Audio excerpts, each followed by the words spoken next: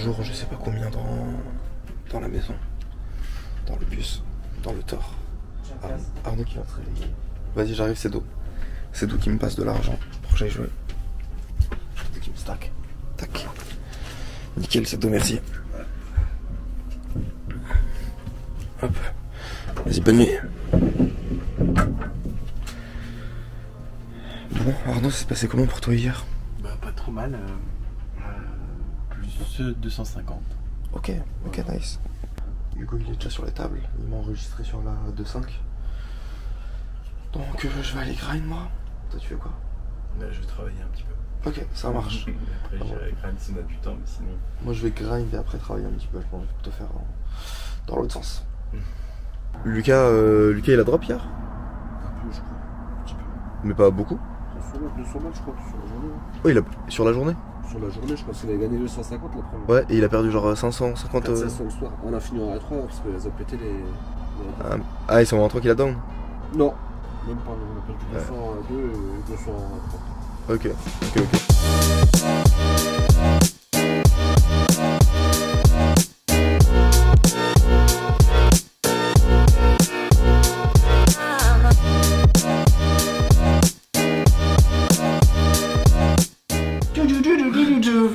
Ce sont les experts analyses. Il est fou, putain, il est fou. On est parti pour la session suivante de Lucas.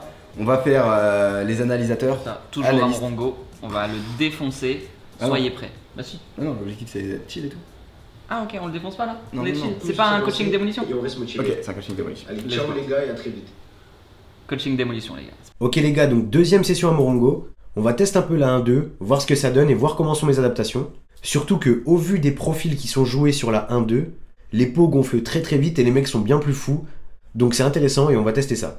Main numéro 1, je me retrouve avec une paire de 4 au cutoff. Ok, donc on se retrouve en 1-2. La 1-2 elle est assez... Mais la 1-2 c'est des caves à 100 €, c'est ça? Minimum 40. Ouais, c'est ça, c'est un truc de... Et minimum 40 et maximum, comme t'as dit, 100 €. Ouais. Sur de la 1-2 les gars. C'est trop bizarre. Mais les profils aux tables, c'est trop bizarre les gars. C'est vraiment les tables les plus Mais folles au monde. genre là, tu vas sur cette table là, tu connais rien au poker. Genre tu connais juste les bases, tu vois. Qu'est-ce que c'est une suite, qu'est-ce que c'est une couleur, tu fais de l'argent. Ouais. J'ai jamais vu ça de ma vie entière. Complet. Les tables sont ouf. 4 au cutoff. UTG Limp. UTG2 c'est un profil qui en fout partout. Il joue absolument toutes ses mains. Et il décide de raise à 5 $. Je just call. Ouais, ok, avec le Pocket 4, Just Call, rien d'autre à faire. Small blind et UTG call. Et on se retrouve donc à 4 joueurs. Flop vient Dame 10 4. C'est quand même un chatard, hein. Il touche pas mal hein. Avec un flush draw. Nous on fait un beau Broland 4. C'est vrai qu'on voit comme ça, on se dit en mode chatard, alors qu'en vrai... Il en a joué tellement il en de a mains. joué tellement des mains. Small blind donc bet pour 20 $. UTG et UTG2 call. À savoir que là, on a un stack de 100 €. Ouais. Le pot fait déjà 82. Dis-moi pour toi, qu'est-ce que tu ferais dans ce spot? Pour moi, il y a que all-in. Bah oui. Je trouve que Raise 40 presque ça fait peur pour rien, tu vois. All-in ça fait le mec qui a un draw, les mecs s'ils ont one pair ils vont pas fold, s'ils ont un draw eux-mêmes ils vont pas Ouais, fold. valet 9. Go push, tout mettre au milieu. Je colle aussi. Turn tombe un 6. Small blind, UTG et UTG2 check. Je décide à mon tour de donc bet pour 40 $. C'est une erreur de ma part à cause de mes jetons. Je voulais faire 75 $ de base. Mais sur le coup, j'étais en train de ranger mes jetons et j'ai pas pris les bonnes piles donc j'ai mis 40 $ au lieu de 75. Small blind et UTG fold. Et UTG2 décide de me min raise pour 80 $. Je décide de faire all-in pour les 135 $ restants. Il colle. River tombe à 8. Et là, il me retourne Dame 3 off. Donc il va au bout du monde avec sa top pair. Ah, ils sont beaux, hein. Les tables sont belles, putain. Ils sont beaux. Et là, tu me dis que tu fais pas d'argent là-dessus. Il y a un pot à 400 €. Le mec, il a Dame 3. Ouais. Il a open. Il Il a raise 5 Il a 5 ISO, euros. il a ISO. 5 €. Il s'est dit putain quand même, maman elle est pas mal, il va falloir peut-être faire gonfler un peu le pot. On va pas mettre trop cher mais on va... C'est des ouf. Ouais, bah les gars, mon Rongo, on vous a pas menti. Hein. Mais moi je pense raise, raise ça va vraiment weak raise flop. Et je pense qu'en vrai il colle pareil. Oui. Ah, je le vois mal fold sa dame. Ouais. À ce play, vu ce qu'on voit là, je pense que ça fold pas. Complet. Nous de Et l'autre côté. pour revenir là-dessus, on perd trop de value sur tout ce qui est draw, principalement. Les 10x et tout, donc vraiment le raise. Et là encore on a eu de la chance parce que les turns ne tuent pas l'action. Donc Ouais. il y a Un la moitié du pique. paquet qui vient péter l'action. Ouais. Et du coup on peut pas tout lui prendre avec sa dame. Donc vraiment C'est important. relou. De l'autre côté, on remporte ce pot, ça fait du bien, on se régale et on passe à la main suivante. J'ai 9 et 10 suit ou hijack. UT. Ok, 9 et 18 au hijack, en vrai pas d'intérêt à ISO, c'est la même histoire, il y a trop de joueurs IP et tout. Ouais. Donc en vrai on UTG2 limp, je décide d'overlimp, small blind et big blind défendent, et on se retrouve donc à 4 joueurs. Le flop vient valet 8-4 avec mon flush draw. Ok, très très bon board.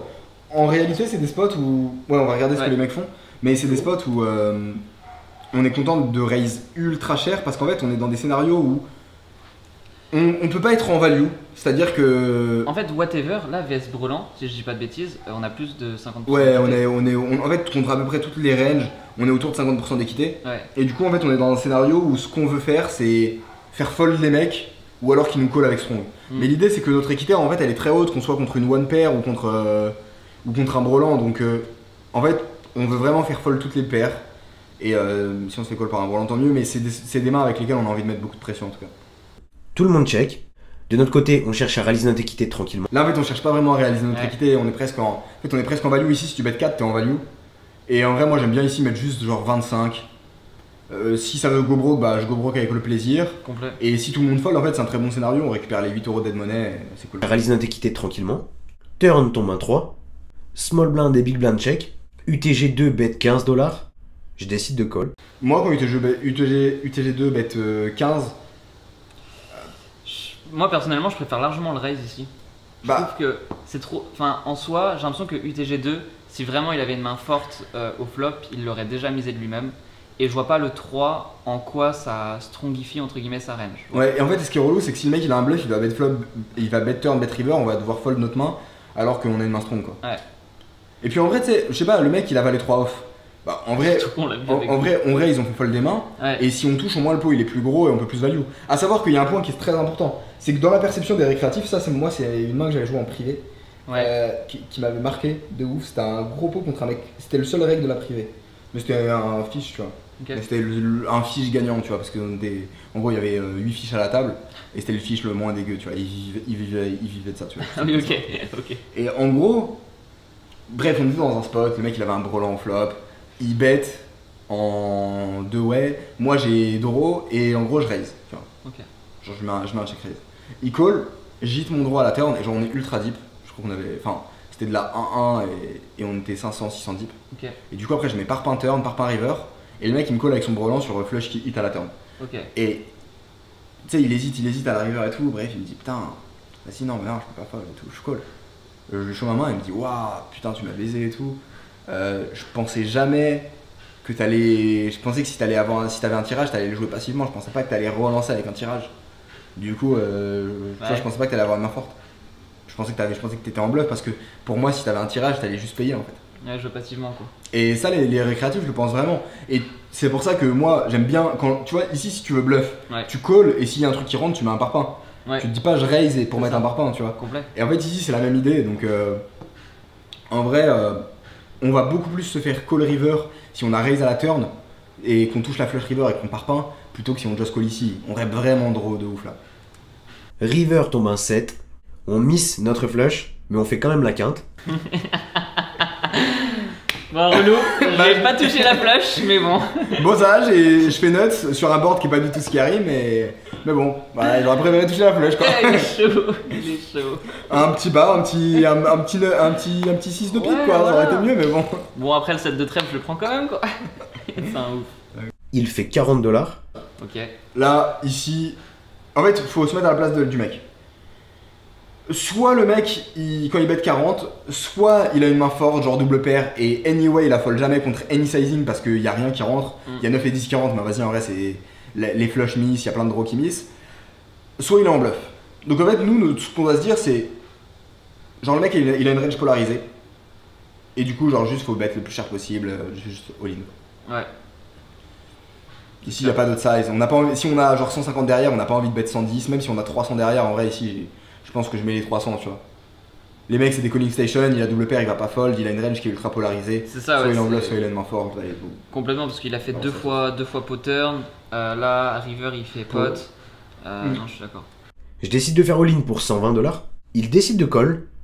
Et finalement, il muck. On remporte encore ce pot. Donc on se régale une fois de plus sur la 1-2. Cette limite est vraiment magique dans le sens où tu peux jouer en ayant beaucoup moins cette pression financière, c'est-à-dire optimiser ton jeu au maximum Et comme j'ai pas encore l'expérience requise pour jouer très très deep, ça m'évite de pouvoir faire un énorme trou dans ma bankroll, et donc ça permet de s'adapter. Important, là ce qu'il dit Lucas, c'est que nous c'est ce qu'on avait vu avec lui en fait. Si on lui a dit d'aller jouer la 1-2, on l'a trouvé intéressante parce que c'est des petits stack size.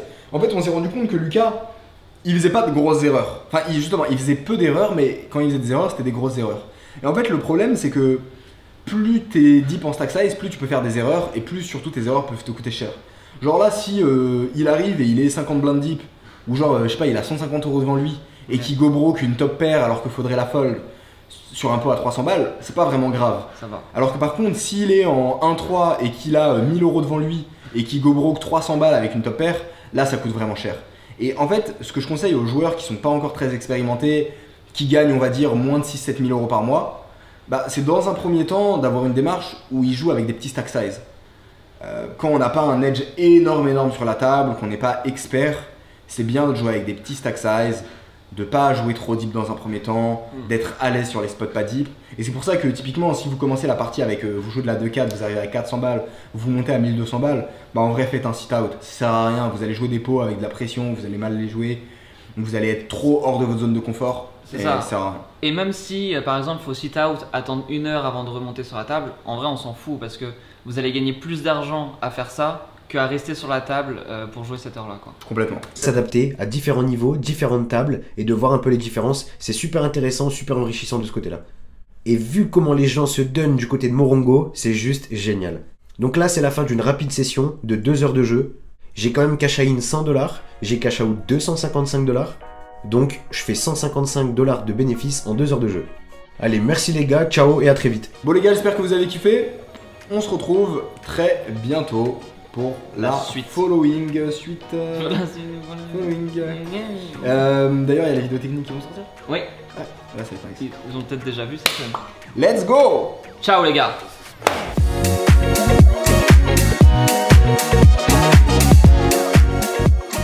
Bon les mecs, on vient de finir la review technique. Très intéressant. On vient de regarder les résultats. Lucas, il s'approche des 50 heures de grind. Il est à 48 heures de grind. Et il est à 46 et combien de centimes? 46,20 €. 46 € et 20 centimes de l'heure. Très belle perf. On est vraiment content de lui. Je pense que c'est l'heure de se faire un petit peu plaisir. Donc on va aller se faire un bon resto pour kiffer ça. Mais on va réattaquer les tables juste après. Bien sûr. Tu vas aller manger où? C'est toi qui choisis. C'est la récompense. On va se concerter tous ensemble, hein. J'ai pas... Il y a le C'est toi qui Denise. décides. C'est toi qui as parfait. Vous avez envie de quoi? Aidez-moi un peu quand même, je vais pas faire le Moi, perso. tu m'as dit que tu voulais Italien, ouais, j'ai un petit... S'il y a un italien pas loin, ça serait ouf. Vas-y. À voir après ce qu'il y a dans le coin, tu vois. On est mobile, hein. On est mobile avec ce beau bus. Donc Italian restaurant. Un petit italien, une petite pizza là. Open now. Petite pizza, ouais. Petite pizza, Moi aussi, cool, petite pizza hein. Ça piquante. me fait plaisir. Un petit truc piquant là, Javola avec 4 fromages par-dessus. Burrata là. I like. Ah, Oh là là, alors mauvaise nouvelle, Oh, il est quand même assez tard les gars. Hein. Vas-y, quelle heure? Ah, il est 22h quoi. Non, il est déjà 10h. Ah, sinon ça va se finir au Denise, hein. Ouais, il est 22h. On l'aime bien le Denise hein. Le Denise c'est cool aussi, hein. Ah bah le Denise. Denise les gars. C'est la même. Let's go. J'avais pas trop le choix, je le sentais de toute façon. Écoutez Denise. Donc ça va être Denise, hein. Putain, il est fort ce Baki quand même. I end up going 2 steps back. So tonight, I'm just gonna let this one ride. You know what I mean?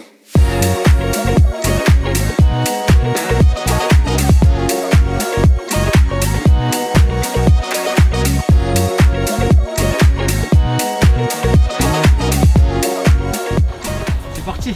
Bon, Cedo, du coup, il va aller jouer, je pense, de la 1-2. Il va aller éclater le cul au fiche. De jetons blancs possible. Ouais. Là, l'objectif, ouais, c'est monter une putain de pyramide. Il va sûrement faire un vlog dessus. Ouais, il va faire un vlog dessus, ça va être très intéressant parce qu'on nous demande souvent comment on joue contre des tables qui sont full dégènes. Bah Cedo avec son expérience, il va venir et il va s'adapter à ces tables et il va vous montrer justement comment il les défonce. Donc ça va être intéressant, là il est un peu froid là. Sinon, je vais faire éclater 1000 €, gros. Non, impossible. Non, let's go. C'est parti. Et moi je retourne aussi sur de la 1-2 là, on va se régaler, hein, on continue, hein. On continue. On va se mettre bien, let's go.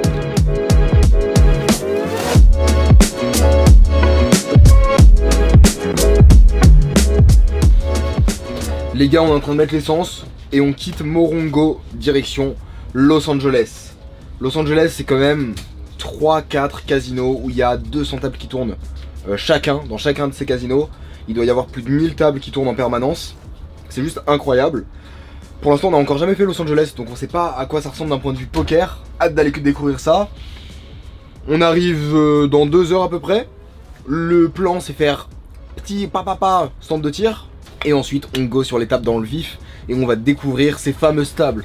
J'ai tellement entendu parler du Hustler, Bicycle, Gardens, The Gardens. Yeah. Où apparemment c'est genre un nombre de tables qui est incroyable. Et les tables sont magnifiques. Donc écoutez, on va aller découvrir ça ensemble. Vous nous accompagnez là-dedans, on est parti.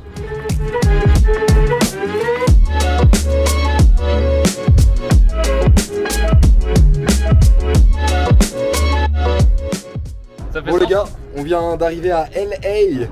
Et on arrive à la Fire Range. Ça fait plaisir. Firing Range. Pour shooter, bra bra bra. Les gars, t'es un shooter de foot ou pas? Un peu d'expérience en termes de shoot. Ouais. Hugo, t'es le genre de mec qui va être bien précis, je pense. Moi les gars, je vous allume tous à la cible. Bon, finalement on s'est fait recal. Ils nous ont dit qu'il fallait avoir une driver license, que au moins une personne dans le groupe ait un permis californien. Donc mission, trouver un permis californien. Trouver un permis californien, trouver un pote à nous, trouver un pote, se faire un pote quelque part et aller en session avec lui.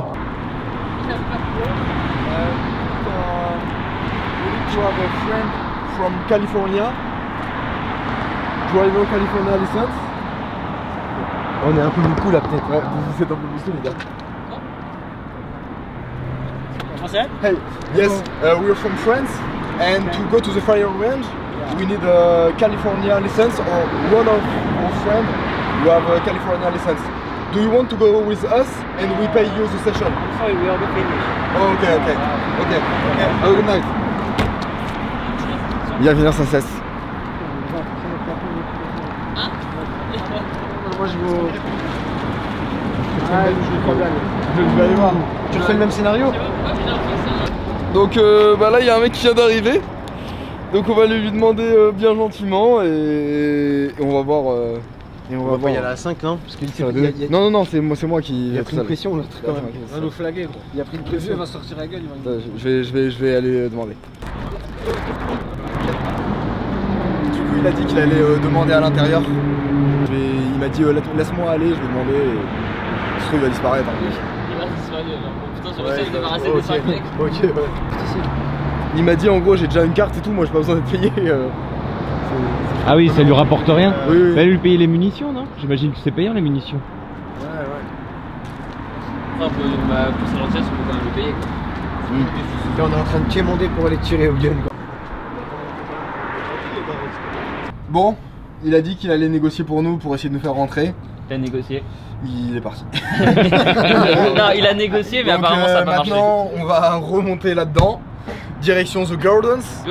Apparemment il y a 200 tables qui tournent là maintenant. Et c'est pas un jardin hein, pour ceux qui pensent. C'est on joue au poker. Alors, un jardin où on joue au poker. Un jardin où on joue au poker. Et donc on va aller voir ce que ça va donner. L'objectif ça va être de se faire un ami et demain on revient ici avec un pote à nous. Qu'est-ce qu'il y a? Où on est où les gars? Là on est où? Regardez comment ça se voit où on est. Ça se voit de où là? On est au Québec. C'est faux. Poutine. C'est faux. On est à Los Angeles, on va arriver au Gardens. Apparemment il y a 188 tables qui tournent en ce moment. Ça va être génial, hâte de voir tout ça. Donc on arrive devant The Gardens, on va vous filmer tout ça, on va vous documenter tout ça, comme à notre habitude. Et Lucas de son côté, il va aller jouer en Hold'em, un peu trop tôt pour les mix games Lucas. Prochaine fois Lucas. Pour l'instant Hold'em. Pas de problème, on va se concentrer là-dessus et on va voir ce que ça donne hein. Let's go.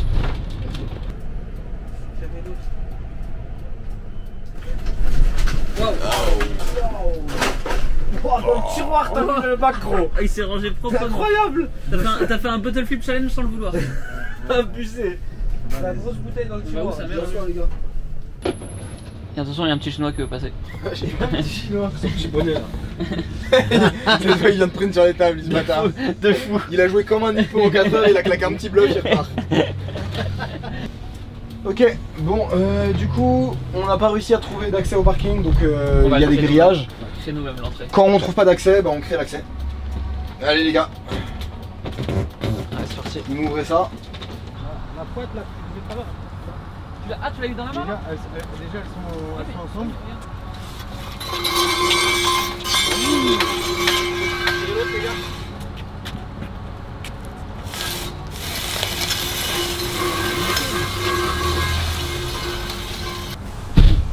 Hugo sur la gauche, ça passe? Vas-y, braque, braque, braque. Sur Oui, la oui, gauche. ça passe, ça passe. Oui, oui, oui.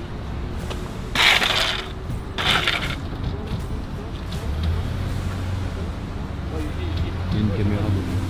C'est bon, nickel. Ici, de droite.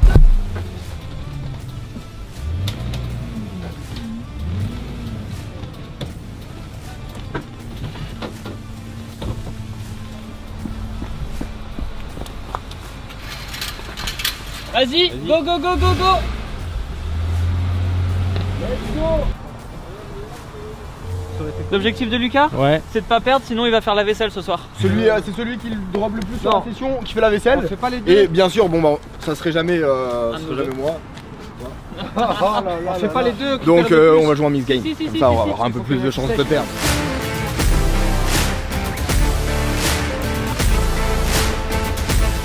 Fait, on se retrouve très bientôt pour la suite. following suite. Following. D'ailleurs, il y a les vidéos techniques qui vont sortir. Oui, Ouais, ça va être nice. ils ont peut-être déjà vu cette scène.